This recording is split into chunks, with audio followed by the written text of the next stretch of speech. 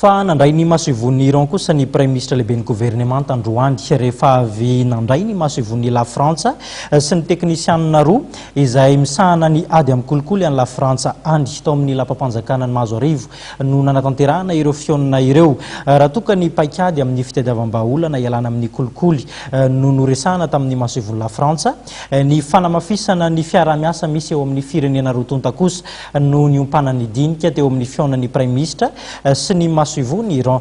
Jemima Radanela no mitondra ny tato-baovao sary ny Mamra Samuel. Vaindondra raha ny ady amin'ny kolikoly eto Madagasikara. Io no ny fampiresahan'ny lehiben'ny gouvernement Jean Ravelonarivo sy ny maso ivy frantsay miasa eto Madagasikara Véronique Voulon niaraka tamin'ireo mpitsara roa misahana ny ady amin'ny kolikoly any La France. Isy ny paikady arahana entina iadivana ity fanendriben'ny firenena ity raha nambarany Premier ministre ary tsitsitsy anizaniza amin'ny fampiarana ny lalàna ho andreo izay mandika izany. Ho atsaraina ihany koa ny fiarah-miasa eo amin'ny firenena iraniana sy Madagasikara eo amin'ny lafiny kultoraly, sosialy, ara-barotra, ara-toekarena ary ara-miaramila. Io no dinika ny arahan'ny Premier ministre sy ny maso ivo any Iran.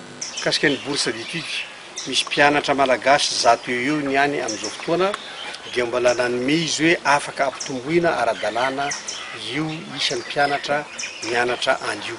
Ao anatin'izany koa zany dia amin'ny resaka ara-barotra izay efa misy dia mangataka ny hanatsarana an'izany hanamafisana ny fiarah-miasa amin'izany izay tokony isiany délégationna koa avy ety Madagasikara.